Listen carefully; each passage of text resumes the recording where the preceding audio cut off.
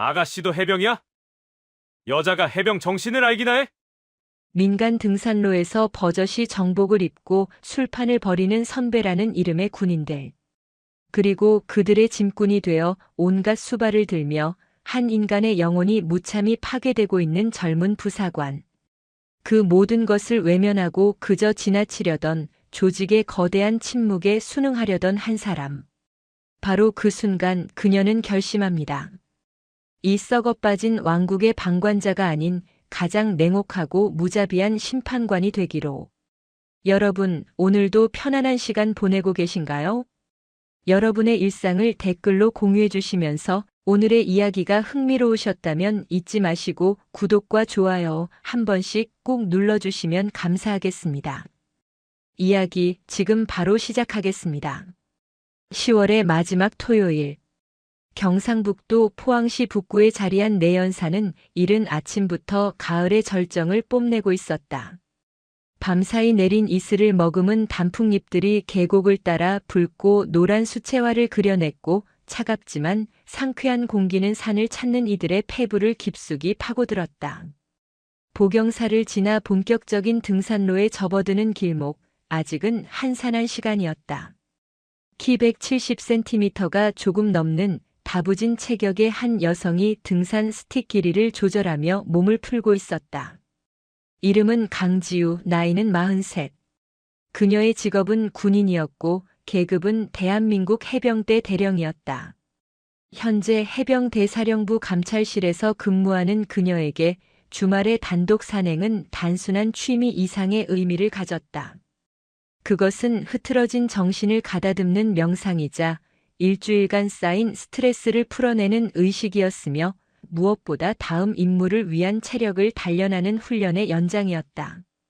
검은색 등산복과 모자, 기능성을 강조한 배낭. 그녀의 차림새는 여느 등산객과 다를 바 없었지만 꼿꼿하게 편 허리와 흔들림 없는 시선, 절도 있는 몸짓에서는 군인 특유의 기운이 은은하게 배어나왔다. 그녀는 가벼운 스트레칭을 마치고 익숙한 듯 연산 폭포 방향으로 발걸음을 옮겼다. 계곡을 따라 흐르는 물소리와 이따금씩 들려오는 산새 소리가 평화로운 교향곡처럼 귓가를 간지렸다.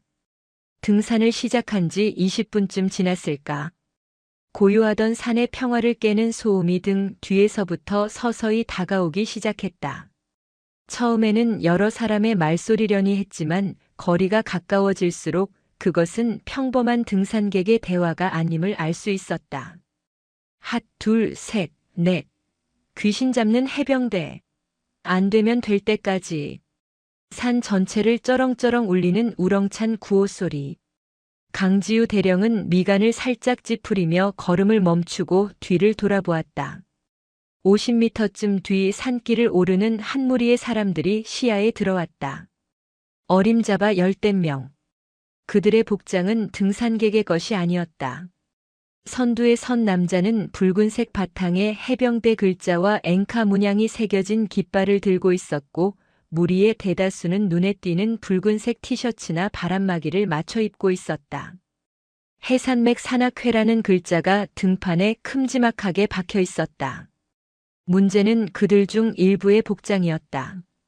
예비역으로 보이는 몇몇 중년 남성들은 각이 잡힌 해병대 정복을 그대로 입고 있었다. 정복 위에 바람막이 점퍼를 걸친 사람도 있었지만 두어 명은 아예 작정이라도 한 듯 단추를 목까지 모두 채우고 정모까지 쓴 마치 공식 행사에 참석하는 듯한 모습이었다. 민간인들이 함께 오르는 국립공원 등산로에서 취할 차림으로는 명백히 부적절했다. 해병대 전후회 산악 모임인가 하지만 정복은 너무 나갔군. 강지우는 속으로 혀를 차며 다시 앞을 보고 걸음을 옮겼다. 모른 척 지나치는 게 상책이라 생각했다. 오늘은 복잡한 일에 얽히고 싶지 않았다. 그저 조용히 산을 즐기고 싶을 뿐이었다. 하지만 그들의 소음은 점점 더 커지며 그녀의 평화를 방해했다. 그들은 좁은 등산로를 거의 점령하다시피 하며 올라왔고 마주 내려오는 등산객들은 길 한쪽으로 비켜서서 그들이 지나가기를 기다려야만 했다. 아이의 손을 잡고 산책 나온 젊은 부부는 아이의 귀를 막아주며 불편한 표정을 감추지 못했고 지팡이를 짚은 노인은 그들의 요란한 행태에 고개를 절레절레 저었다. 어이, 거기 민간인 양반. 해병 몇 기야? 기수발도 모르는 거 보니 딴 게 출신인가 보네. 하하. 무리의 중심에 서서 가장 큰 목소리를 내는 50대 후반의 남자가 내려오던 젊은 등산객에게 시비를 걸었다. 남자의 정복 어깨에는 반짝이는 별 준장 계급장이 달려 있었다. 예비역인 듯 했지만 그의 권위적인 태도는 현역 시절 못지않아 보였다. 젊은 등산객은 불쾌한 듯 그를 쏘아보고는 아무 대꾸 없이 지나쳐버렸다. 요즘 것들은 군기가 빠져서 말이야. 우리가 왕년에 말이야. 준장 출신 남자는 혀를 차며 자기들끼리 시시덕거렸다. 강지우의 걸음이 조금씩 느려졌다. 외면하려 했던 마음속에서 무언가 불쾌한 감정이 서서히 고개를 들기 시작했다. 저런 행동들이 해병대라는 이름 전체에 먹칠을 하고 있다는 생각 때문이었다. 그때 무리의 맨 뒤에서 힘겹게 따라오는 한 젊은 군인이 그녀의 눈에 들어왔다. 나이는 26살쯤 계급은 하사. 그의 전투복 왼쪽 가슴에는 최현우라는 이름 석자가 박혀 있었다. 최 하사의 양손에는 그의 몸집만 한 대형 배낭 2개가 들려 있었다. 배낭은 금방이라도 터질 듯 빵빵했고 그 안에서 달그락, 쨍그랑 하는 소리가 연신 새어나왔다. 자세히 보니 배낭 옆 그물망에는 막걸리통과 소주병 여러 개가 위태롭게 꽂혀 있었다. 김치통으로 보이는 붉은 플라스틱 용기도 배낭 뚜껑 밖으로 삐져나와 있었다. 누가 봐도 그는 짐꾼이었다. 야, 최하사. 꾸물거리지 말고 빨리빨리 안 따라와. 이 자식이 빠져가지고. 앞서가던 중령 계급장의 남자가 뒤를 돌아보며 고함을 쳤다. 최현우 하사는 알겠습니다. 하고 짧게 외치며 비틀거리는 걸음을 재촉했다. 땀이 비오듯 흘러 그의 앳된 얼굴과 전투복을 흠뻑 적시고 있었다. 그 순간 최 하사와 강지우의 눈이 정면으로 마주쳤다. 최 하사는 화들짝 놀라며 시선을 피했다. 그의 눈빛에는 피곤함과 함께 깊은 수치심과 자괴감이 뒤섞여 있었다. 그는 고개를 푹 숙인 채 마치 죄인처럼 그녀의 곁을 스쳐 지나갔다. 강지우는 아무 말 없이 그를 보내주었다. 하지만 그녀의 머릿속은 복잡해지기 시작했다. 저 젊은 하사는 주말에도 부대 선배들의 개인적인 산행에 동원되어 짐꾼 노릇을 하고 있는 것이 분명했다. 명백한 사적 지시이자 부조리였다. 오늘은 그냥 넘어가자. 나는 감찰 임무 중이 아니다. 그녀는 스스로를 다독이며 다시 산을 올랐다. 하지만 산악회 무리가 남긴 불쾌한 잔상은 쉽게 가시지 않았다.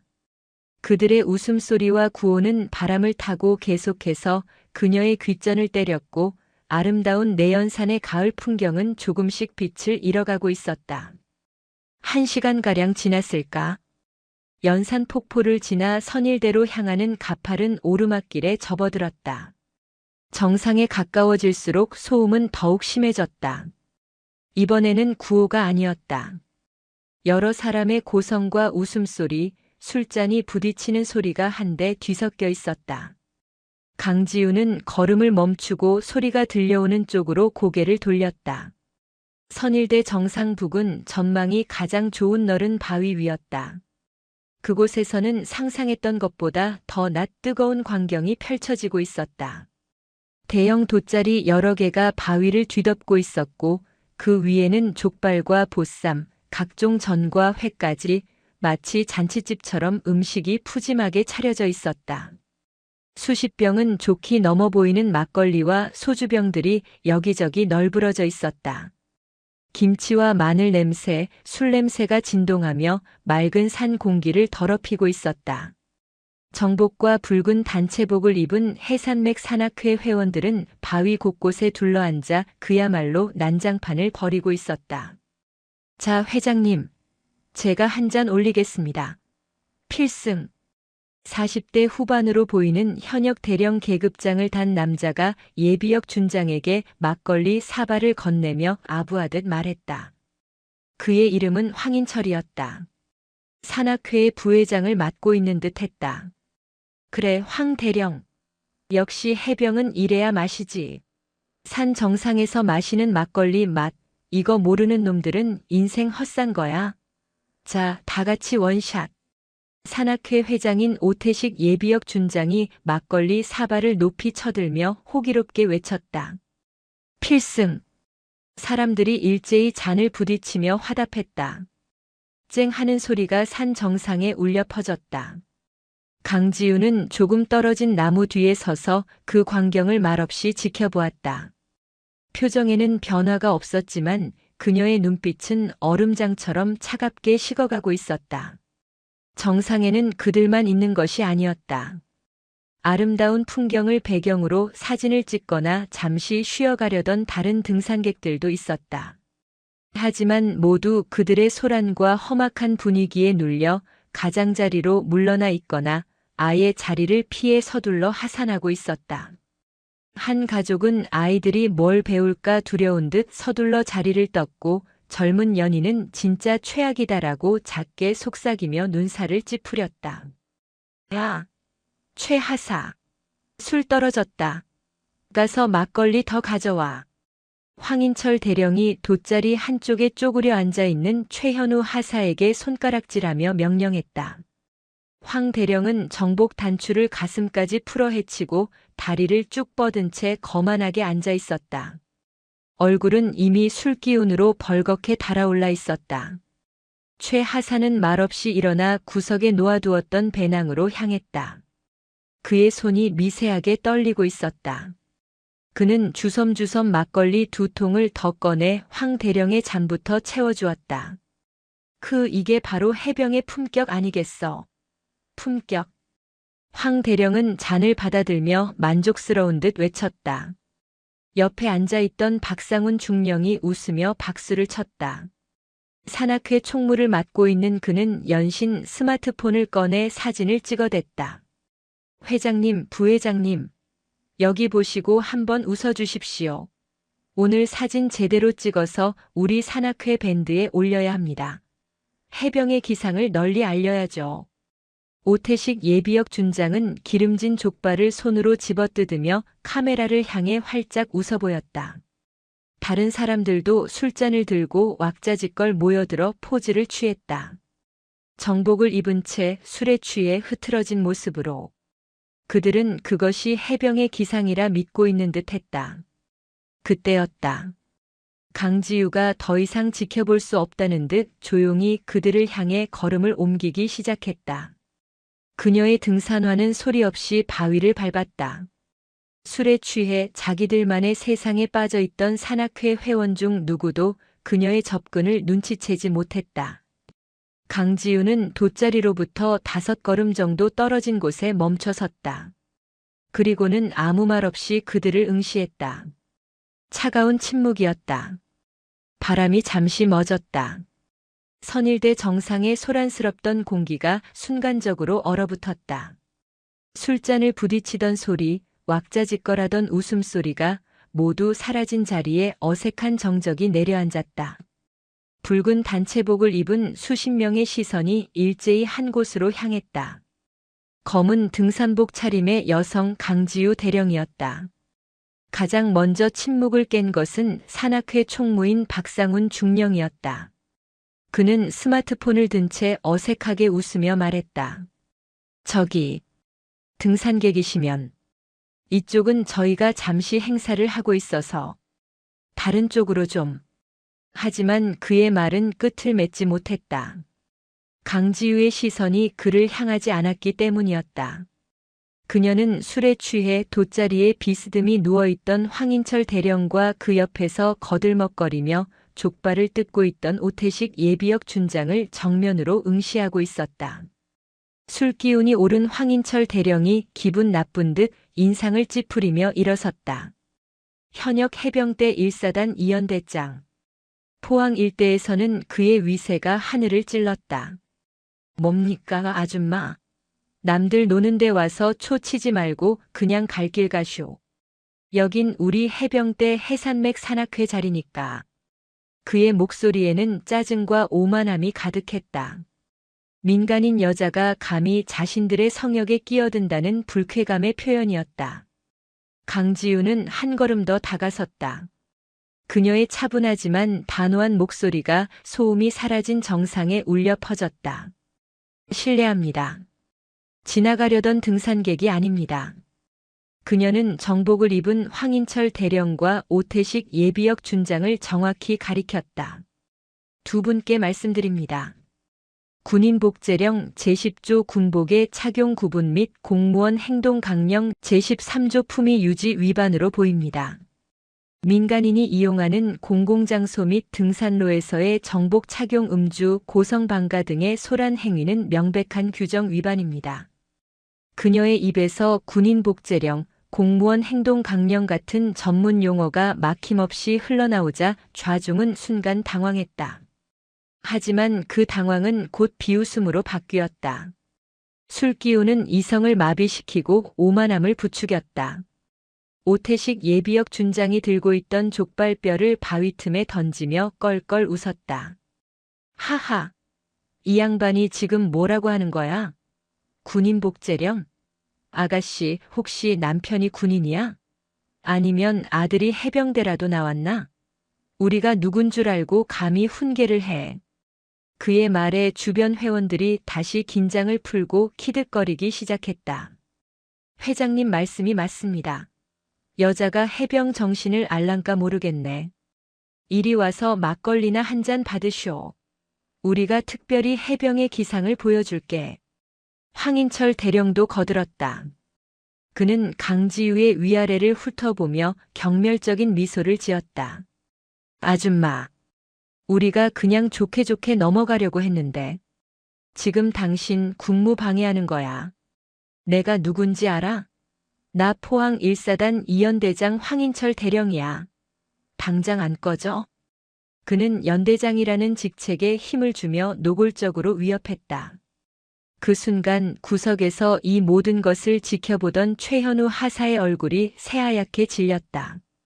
자신의 직속 상관인 연대장이 저렇게까지 막 나가는 모습에 공포를 느낀 것이다.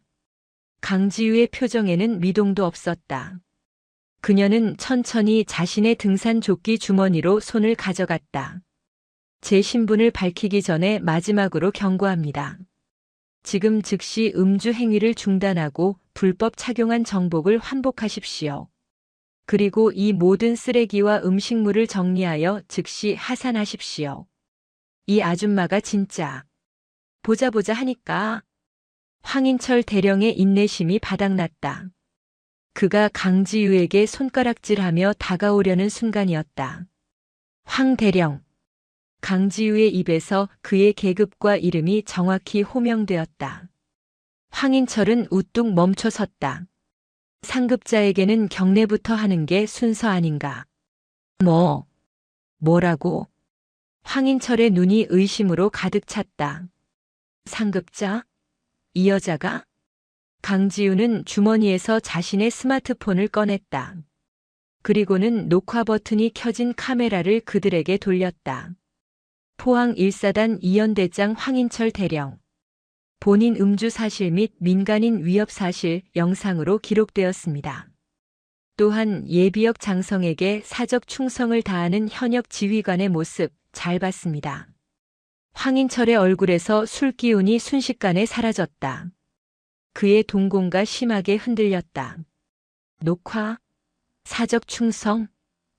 이것은 단순한 해프닝이 아니었다. 당신 도대체 뭐야? 강지우는 스마트폰을 내리고 그를 똑바로 응시했다. 그녀의 눈빛은 내연산의 가을 공기보다 더 차가웠다.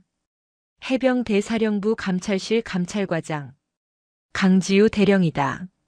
선일대 정상에 내려앉은 침묵은 아까와는 무게가 달랐다.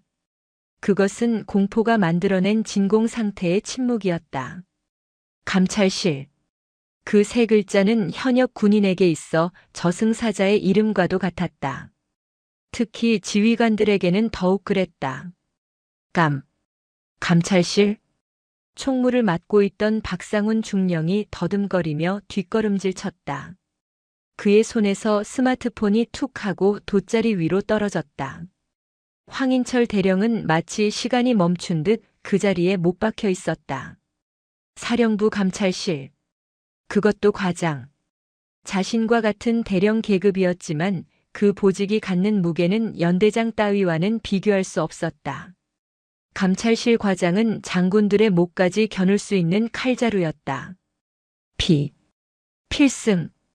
황인철의 입에서 뒤늦게 경례 구호가 터져 나왔다. 술에 취해 비틀거리던 몸은 어디 가고 공포에 질린 몸이 반사적으로 차려 자세를 취했다. 하지만 이미 늦었다. 그의 경례는 그가 저지른 모든 잘못을 시인하는 항복 선언처럼 들렸다. 필승. 박상훈 중령도 황급히 일어나 거수 경례를 붙였다. 다른 현역 군인 몇 명도 굳은 얼굴로 자리에서 일어났다. 유일하게 상황 파악이 늦은 것은 오태식 예비역 준장이었다. 아니, 감찰실? 감찰실이 여긴 어쩐 일이야? 현역도 아닌데. 강 대령. 이건 그냥 우리 동문들끼리. 친목도모. 오해입니다. 오해. 강지우는 오 준장에게는 시선도 주지 않고 얼어붙은 황인철 대령에게 명령했다. 황인철 대령. 지금 즉시 현장 정리하고 하산한다. 이연대 소속 최현우 하사는 즉각 원대 복귀 조치시키도록. 그리고 황 대령과 박상훈 중령은 월요일 9시 정각까지 사령부 감찰실로 출두한다. 그녀의 목소리는 한치의 감정도 없이 건조했지만 그 어떤 고함보다 무서운 권위를 담고 있었다. 예. 알겠습니다. 황인철 대령이 공포에 질려 대답했다. 그리고 강지우는 말을 이었다. 최현우 하사는 여기서 대기한다. 복귀는 나와 함께한다. 예. 아닙니다. 강 대령님. 제 부하입니다. 제가 책임지고. 황인철이 다급하게 말하려 했다. 제보자 보호 조치다. 강지우의 차가운 한마디가 황인철의 말을 잘랐다. 그 순간 황인철과 박상훈의 시선이 일제히 최현우 하사에게로 향했다. 그들의 눈빛은 더 이상 술에 취한 상사의 눈빛이 아니었다. 그것은 자신을 나락으로 떨어뜨린 배신자를 향한 서늘하고 악의에 찬 증오의 눈빛이었다. 저 자식이. 최현우 하사는 그 시선을 감당하지 못하고 고개를 푹 숙였다. 온몸이 사시나무처럼 떨려왔다. 강지우가 그를 따로 분리하지 않았다면 하산하는 길에 어떤 보복을 당했을지 모를 일이었다. 오태식 예비역 준장도 이제야 사태의 전말을 깨달았다. 현역 후배들, 그것도 장래가 창창한 연대장, 대대장급 후배들의 군 생활을 자신이 주최한 이 술판 하나로 망쳐버린 것이다. 그는 얼굴이 불그락푸르락해졌지만 감찰실 대령이 현장을 급습한 이 마당에 할 수 있는 일은 아무것도 없었다. 강 대령. 이건 정말 오해입니다. 내가 책임지고. 오해인지 아닌지는 월요일에 황 대령과 박 중령에게 직접 듣겠습니다. 강지우는 오 준장의 말을 다시 한번 잘랐다. 그리고 예비역이시더라도 신성한 군복의 명예를 실추시킨 점에 대해서는 해병대 전후회 중앙회 측에 본 사안을 공식적으로 이첩하여 강력히 항해 조치하겠습니다. 즉시 하산하십시오. 그녀는 그들에게 등을 돌렸다. 더 이상 대화할 가치가 없다는 뜻이었다. 불과 5분 전까지 산 정상을 제패한 듯 호령하던 해산맥 산악회는 이제 폐잔병 무리가 되었다. 그들은 강지우의 서슬퍼런 기세에 눌려 한마디 대꾸도 못하고 허둥지둥 짐을 싸기 시작했다. 술병을 배낭에 쑤셔 넣는 소리, 돗자리를 접는 소리, 서로를 탓하는 낮은 속삭임만이 정적을 채웠다. 빨리 치워. 저 자식. 최 하사 저거. 가만 안 둬. 조용히 해. 감찰실 대령이 듣겠어. 강지우는 그 모든 혼란을 등진 채 덜덜 떨고 있는 최현우 하사에게 다가갔다. 괜찮나, 최 하사? 필승. 죄송합니다. 최현우 하사가 고개를 들지 못한 채 간신히 대답했다. 죄송할 것 없다. 강지우가 그의 어깨를 가볍게 두드렸다. 자네가 할 일을 한 거다.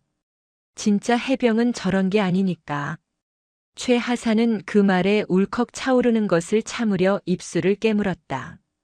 내연산 정상의 공기는 다시 맑아지는 듯 했지만 그 중심에는 폭풍이 휩쓸고 간 뒤에 무거운 고요함이 내려앉아 있었다. 선일대 정상에 내려앉은 침묵은 굴욕의 무게를 고스란히 담고 있었다. 불과 10분 전 산 정상을 전세낸 듯 호령하던 오태식 예비역 준장과 황인철 대령의 얼굴은 이제 술기운이 아닌 모멸감과 분노로 붉게 물들어 있었다. 치워라. 당장. 황인철 대령이 억눌린 목소리로 고함을 질렀다. 그의 시선은 강지우 대령을 향하지 못하고 엉망이 된 돗자리에 꽂혀 있었다. 해병 대사령부 감찰실 과장. 그 같은 대령 계급장을 달고 있었지만 해병대 1사단 예하 연대장에 불과한 자신이 감히 맞설 수 있는 상대가 아니었다. 감찰실은 사령관 직속으로 사단장의 지휘 계통마저 무시하고 직보를 올릴 수 있는 막강한 권한을 가진 조직이었다. 산악회 회원들은 허둥지둥 움직이기 시작했다. 막걸리병을 쑤셔 넣던 배낭이 터져 김치 국물이 흘러나왔고 누군가는 족발뼈를 치우다 바위 틈에 미끄러질 뻔했다. 아까의 그 호기롭던 해병의 기상은 온데간데 없었다. 이봐, 강 대령. 아니, 강 후배. 이 상황을 도저히 받아들일 수 없었던 오태식 예비역 준장이 강지우에게 다가왔다. 그는 억지 미소를 지으며 목소리를 낮췄다. 우리 다 같은 해병 아닌가? 응? 내가. 오태식이야. 사관학교 3X기 자네보다 한참 선배 아닌가? 주말에 후배들하고 단합 좀 하려던 걸 가지고 이렇게까지 해야겠나? 황 대령, 저 친구 저거. 내년에 장군 진급 심사 들어가야 하는 친구야. 자네가 여기서 이렇게. 응? 그는 선배와 해병이라는 단어를 강조하며 노골적인 회유를 시도했다. 강지우는 그제야 오 준장에게로 고개를 돌렸다. 그녀의 시선에는 어떤 감정도 실려 있지 않았다. 오태식 장군님. 선배님이시라면 더더욱 모범을 보이셨어야 합니다. 아니, 모범이라니. 해병의 명예는 선배라는 이름으로 부조리를 묵인하고 단합이라는 명목으로 군 기강을 무너뜨리는 곳에 있지 않습니다. 강지우는 바위 틈에 아무렇게나 버려진 담배꽁초 하나를 등산화 끝으로 가리켰다. 선배님께서 말씀하시는 해병이 정복 입고 산 정상에서 술판 버리고 민간인 등산객에게 시비 걸고 쓰레기 버리는 모습입니까? 제가 아는 해병은 그런 모습이 아닙니다. 그리고 황인철 대령의 진급 심사는 제가 아니라 오늘 이곳 내연산 정상에서 그 모습을 지켜본 수많은 포항 시민이 평가할 겁니다. 즉시 하산하십시오. 오태식 준장의 얼굴이 시뻘겋게 달아올랐다. 감히 일개 대령이 자신을 가르치려 든다는 사실에 치가 떨렸지만 감찰실이라는 방패와 녹화된 영상이라는 칼을 든 그녀 앞에서 그가 할 수 있는 일은 없었다. 좋아. 가세 가. 다들 하산해. 오 준장은 결국 분을 사귀지 못하고 소리쳤다. 황인철 대령은 짐을 챙기는 와중에도 불타는 듯한 눈으로 최현우 하사를 쏘아보고 있었다. 그 시선은 너는 내 손에 죽었다고 말하는 듯 했다. 그는 강지우가 보란 듯이 최 하사의 곁을 지나치며 일부러 어깨를 툭 치고 지나갔다. 어이쿠. 미안하게 됐네, 최 하사. 비열한 조롱과 명백한 위협이었다. 최현우 하사의 몸이 움찔하며 굳었다. 황 대령. 강지우의 차가운 목소리가 황인철의 발목을 잡았다. 월요일 9시. 사령부에서 제보자 위협 혐의까지 추가로 진술해야 할 것 같습니다. 황인철의 등이 굳었다. 그는 끝내 뒤돌아보지 못하고 이를 악문 채 비틀거리듯 산을 내려갔다. 박상훈 중령을 비롯한 나머지 회원들도 쥐 죽은 듯 그 뒤를 따랐다. 마치 장내 행렬처럼 그들이 떠난 길은 침울하고 어두웠다. 그들이 완전히 시야에서 사라지고 나서야 선일대 정상에는 원래의 고요함이 돌아왔다. 바람 소리, 멀리서 들려오는 연산 폭포의 물소리, 산새 소리만이 가득 찼다. 후. 그제야 최현우 하사의 다리가 풀렸다. 그는 그 자리에 주저앉을 뻔한 것을 간신히 참아냈다. 온몸이 식은땀으로 젖어 있었다. 괜찮나, 최 하사? 강지우가 다가와 물었다. 그녀의 목소리는 아까의 얼음장 같던 어조가 아니었다. 따뜻하지는 않았지만 굳건한 신뢰가 담긴 선임의 목소리였다. 필승. 괜찮습니다. 안지. 강지우는 자신의 배낭을 열어 보온병을 꺼냈다. 그리고 뚜껑에 따뜻한 물을 따라 최 하사에게 건넸다. 마셔. 놀랐을 테니. 최현우 하사는 망설이다가 떨리는 손으로 물잔을 받았다. 따뜻한 온기가 손을 타고 전해지자 참았던 긴장이 눈물과 함께 터져 나올 것 같았다. 대령님. 저는 이제 어떻게 되는 겁니까? 그의 목소리는 공포에 질려 있었다. 연대장에게 찍힌 하사. 군 생활은, 아니 어쩌면 인생 자체가 끝났다고 생각했다. 황인철 대령이 무서운가? 솔직히 무섭습니다. 저는 이연대 직할대 소속입니다. 제가 부대로 복귀하면. 복귀. 강지우가 그의 말을 잘랐다. 자네, 오늘 일로 이연대로 복귀할 일은 없을 거다. 예. 내가 왜 황 대령 면전에서 자네를 제보자라고 특정하고 나와 함께 복귀시킨다고 했을 것 같나? 그게 자네를 보호하는 가장 확실한 방법이기 때문이다. 강지우는 최 하사의 옆 바위에 걸터 앉으며 말을 이었다. 황 대령이 지금 가장 두려워하는 건 뭘까? 진급 누락? 보직 해임? 아니. 그보다 더 무서운 건 이 일이 사령관님 귀에 들어가는 거다. 그런데 내가 자네를 감찰실 보호 대상으로 지정하는 순간 이 사건은 더 이상 연대장 하사 간의 문제가 아니라 사령부 감찰실 1사단의 공식적인 사건이 된 거다. 만약 자네가 복귀했는데 머리카락 하나라도 다친다? 그건 황 대령이 사령관님께 정면으로 반기를 드는 것과 같아. 아무리 그가 무모해도 그 정도 깡은 없어. 최 하사. 자네가 오늘 한 일은 그저 부조리를 고발한 게 아니다. 해병대의 명예를 지킨 거다. 자네가 왜 제보를 결심했는지 물어봐도 되나? 최 하사는 물잔을 쥔 손을 내려다보았다. 저는 솔직히 처음에는 그냥 참으려고 했습니다. 주말에 불려나와 짐꾼 노릇하는 것도 막내니까 할 수 있다고 생각했습니다. 그런데 산을 오르면서 다른 등산객분들 표정을 봤습니다. 저희 때문에 길을 비켜주고 시끄러워서 인상 쓰고 어떤 아이는 저희 구호 소리에 울음을 터뜨렸습니다. 정상에서 술판을 벌이고 정복 입고 고성방가하는 연대장님을 보면서 너무 부끄러웠습니다. 제 할아버지께서도 6.25 때 해병으로 참전하셨습니다. 평생 해병대 자부심 하나로 사셨는데 저분들이 말하는 해병 정신이 과연 할아버지가 지키려 했던 그것과 같은 건지 이건 아니라고 생각했습니다.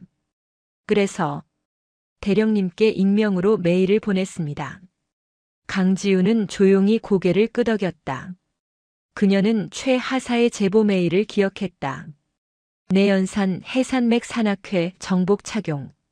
구체적인 증거는 없었지만 그 진정성 하나를 믿고 오늘 사복 차림으로 이곳을 찾았던 것이다.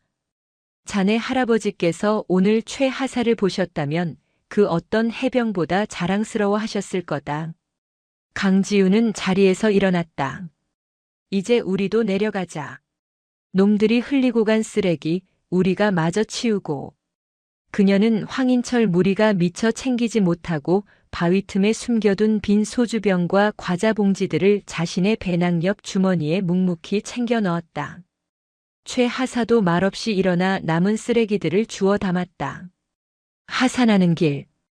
강지우는 등산로 입구가 가까워지자 휴대폰을 꺼내 어디론가 전화를 걸었다. 산 정상에서는 통화 품질이 좋지 않았지만 이제는 안테나가 선명했다. 필승.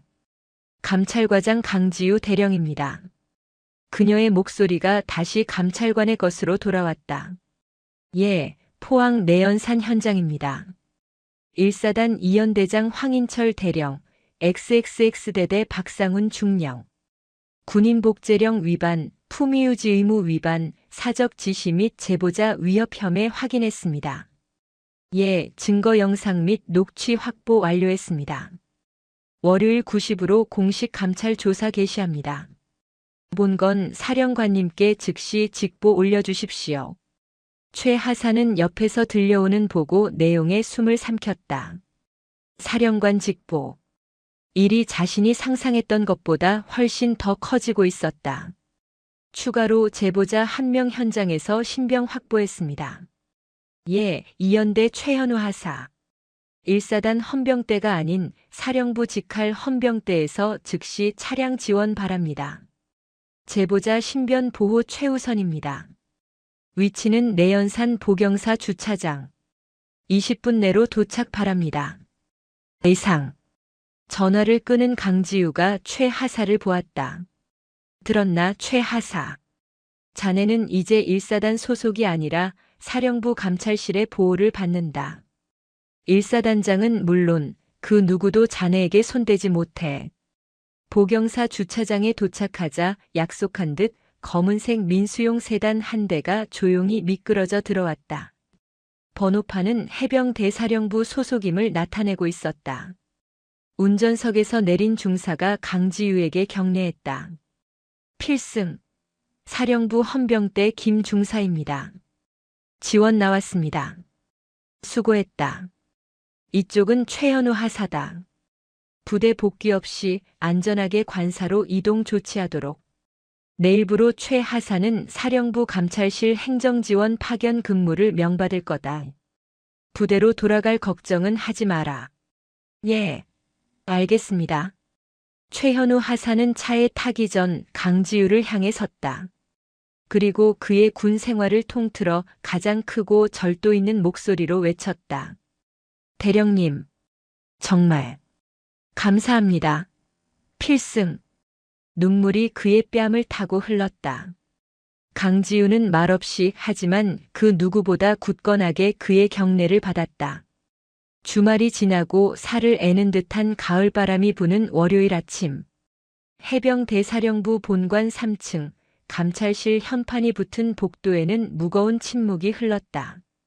황인철 대령과 박상훈 중령이 군기가 바짝 든 차려 자세로 벽에 붙어 서 있었다. 토요일에 그 거만하고 흐트러졌던 모습은 온데간데 없었다.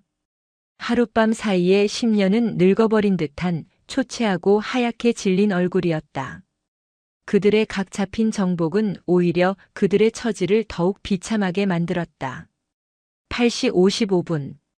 복도 저편에서 또각거리는 구두 소리와 함께 최현우 하사가 나타났다. 그 역시 완벽하게 다려진 정복 차림이었다. 그는 두 사람에게 눈길조차 주지 않고 감찰실 사무실로 당당히 걸어 들어갔다. 황인철의 어깨가 굴욕감에 미세하게 떨렸다. 정각구시. 감찰실 조사실 문이 열렸다. 강지우의 부관인 듯한 상사가 두 사람을 불렀다.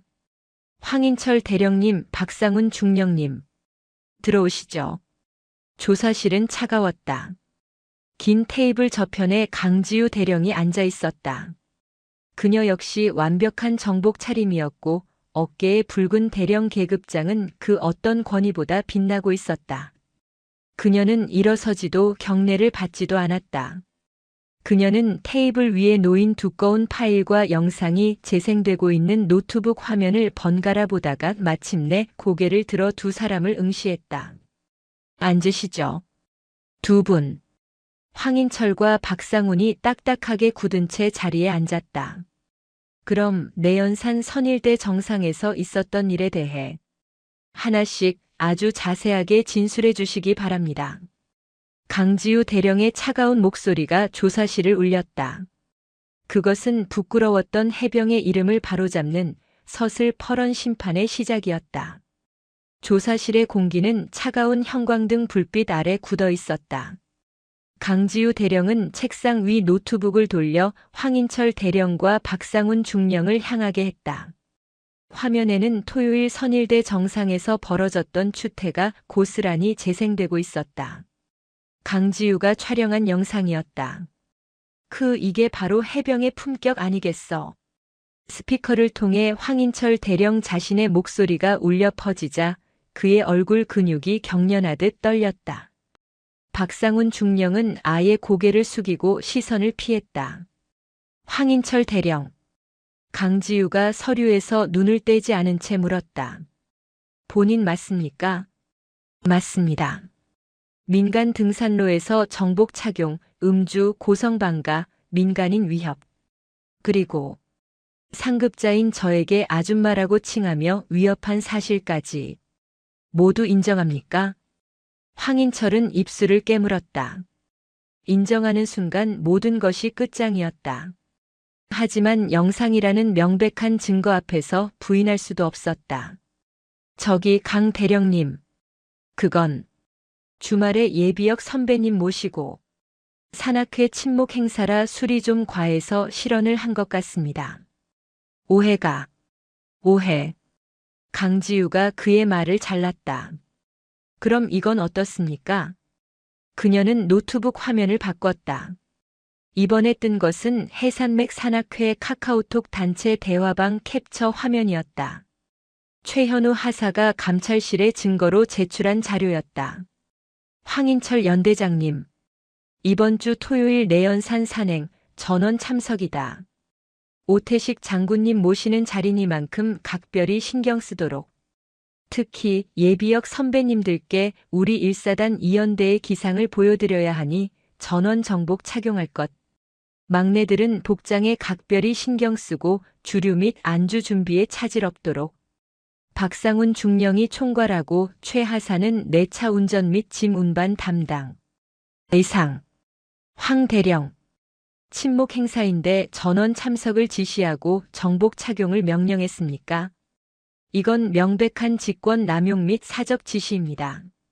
오태식 장군을 모시는 자리라. 본인 진급 심사에 가산점이라도 받고 싶었습니까? 황인철의 눈이 공포로 흔들렸다. 자신의 야망을 정확히 꿰뚫어 본 한마디였다. 박상훈 중령. 자네가 준비 총괄 아니었나? 나는 그냥. 궁지에 몰린 황인철이 옆에 앉은 박상훈 중령에게 책임을 떠넘기려 했다. 박 중령은 당황하며 고개를 저었다. 연대장님. 그게 무슨. 연대장님께서 지시하신 사항을. 시끄럽습니다. 강지우의 차가운 목소리가 두 사람의 다툼을 끊었다. 두 사람 지금 여기가 어딘 줄 압니까? 책임을 전가할 시간에 본인들의 혐의부터 인정하십시오.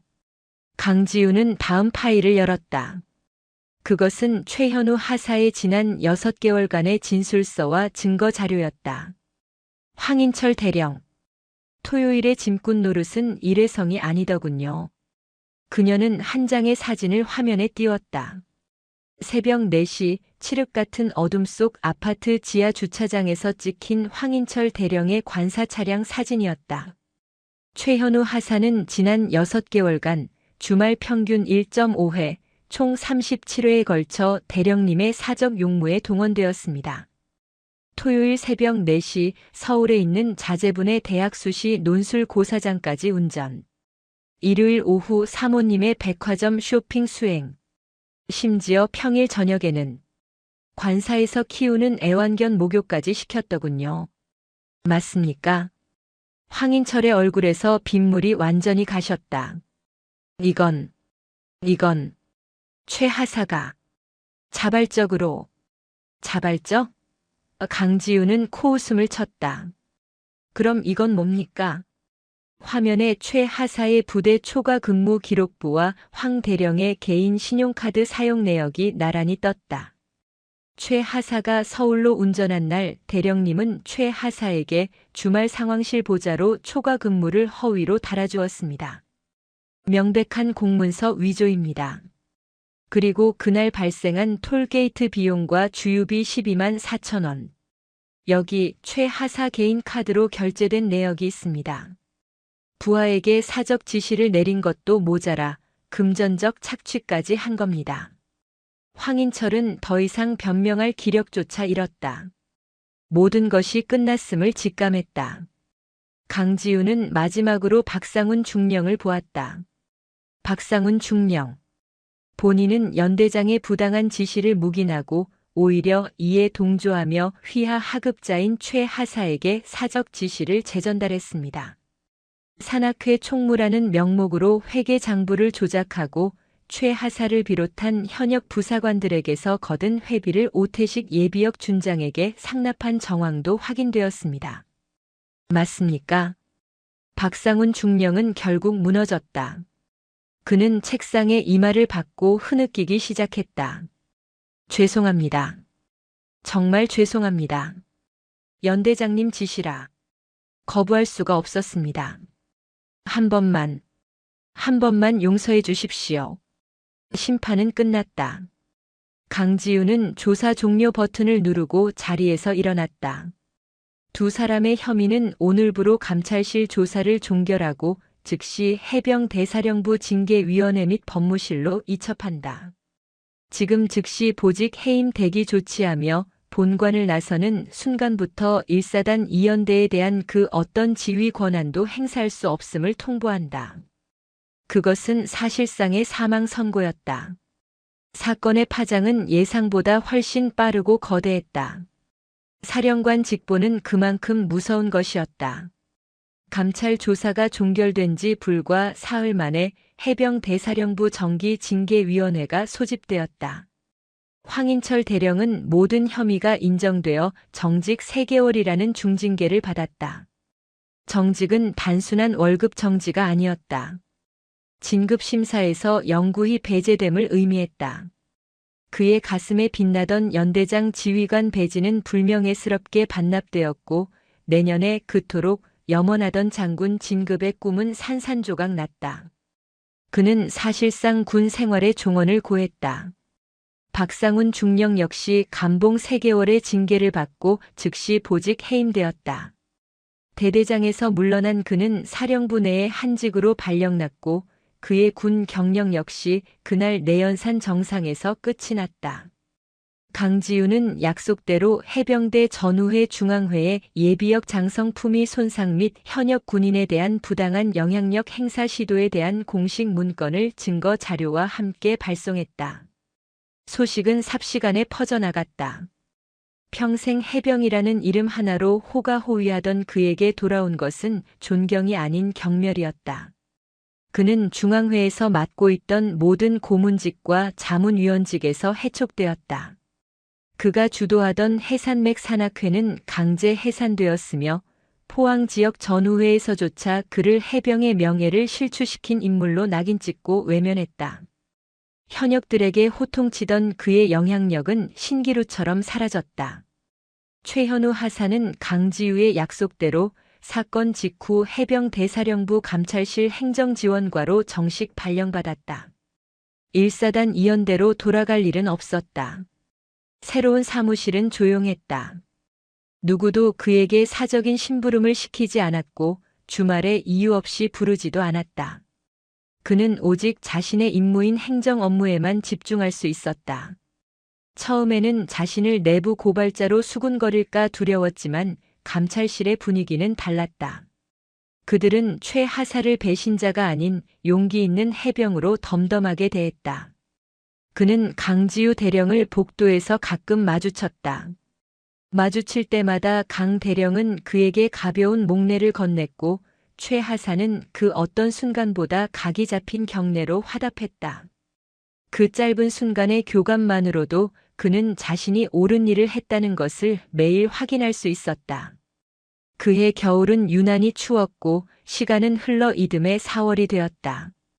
얼어붙었던 내연산 계곡에 다시 물이 흐르고 연두빛 새순이 돋아나는 완연한 봄날의 토요일이었다. 최현우 하사는 휴가를 내고 다시 내연산을 찾았다. 트라우마를 극복하고 싶어서이기도 했지만 그날 자신이 지키려 했던 것이 무엇인지 다시 확인하고 싶어서였다. 이번에는 무거운 술과 안주가 든 배낭이 아니었다. 물 한 통과 간단한 초콜릿바가 든 가벼운 등산 배낭이었다. 그의 발걸음은 6개월 전과는 비교할 수 없이 가볍고 당당했다. 보경사를 지나 계곡을 따라 오르자 6개월 전의 기억이 스쳐 지나갔다. 하지만 오늘따라 산새 소리는 유난히 청아하게 들렸고 가족 단위의 등산객들이 서로 웃으며 길을 비켜주는 풍경은 평화롭기 그지없었다. 그는 묵묵히 걸어 마침내 선일대 정상에 올랐다. 그날의 악몽 같던 풍경은 어디에도 없었다. 돗자리와 술병이 난무하던 너른 바위 위에는 이제 땀을 식히는 등산객 서너 명이 조용히 앉아 포항 시내를 내려다보며 물을 마시고 있었다. 최 하사는 바위 끝에 걸터앉아 준비해 온 물을 마셨다. 차가운 바람이 땀을 식혀주었다. 그가 지키고 싶었던 것은 바로 이 풍경이었다. 이 평범하고 조용한 주말의 평화였다. 그때였다. 익숙한 뒷모습이 시야에 들어왔다. 6개월 전과 같은 검은색 등산복 차림이었지만 오늘은 그녀 혼자가 아니었다. 초등학생으로 보이는 아들과 남편인 듯한 남자가 함께였다. 엄마, 저기 아래 폭포 보여요. 진짜 멋있다. 그러네, 우리 아들. 저기가 연산 폭포야. 조심하고 이리 와서 물 마셔. 가족을 바라보는 그녀의 얼굴에는 그날의 얼음장 같은 표정 대신 따뜻하고 부드러운 미소가 걸려 있었다. 강지우 대령이었다. 최 하사는 자신도 모르게 벌떡 일어섰다. 그녀에게 다가가 인사를 해야 할지 망설였다. 그 순간 강지우가 그를 발견했다. 그녀 역시 잠시 놀란 듯 했지만 이내 부드러운 미소를 지으며 그에게로 천천히 걸어왔다. 오랜만이군, 최 하사. 네. 대령님, 필승. 여긴 어쩐 일이십니까? 보다시피 오늘은 감찰 나온 것 아니고 가족하고 진짜 등산하러 왔네. 강지우가 웃으며 말했다. 사령부 근무는 좀 어떤가? 할만한가? 예, 대령님. 덕분에 아주 잘 지내고 있습니다. 정말 감사합니다. 감사 인사는 내가 받아야지. 강지우는 선일대 정상을 둘러보았다. 덕분에 산이 다시 조용해졌어. 최 하사 덕분이야. 그 말에 최 하사는 가슴이 뜨거워지는 것을 느꼈다. 최 하사. 강지우가 다시 그를 바라보았다.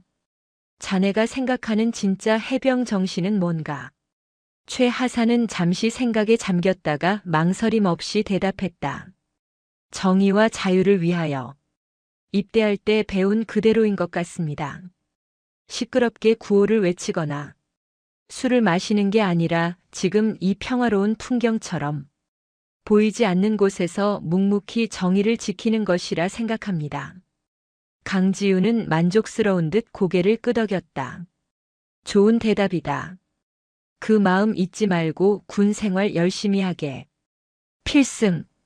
최 하사가 다시 한번 우렁차게 격려했다. 강지우도 부드러운 미소와 함께 거수 경례로 답했다. 강지우는 가족에게로 돌아갔다. 최현우 하사는 그들의 뒷모습과 평화로운 내연산의 풍경을 한참 동안 바라보았다. 한 번 해병은 영원한 해병. 그날 그는 비로소 그 구호의 진정한 무게를 깨달았다. 그것은 부조리한 전통을 답습하는 굴레가 아니라 한번 새긴 정의를 영원히 지켜내야 하는 긍지 높은 책임감이었다.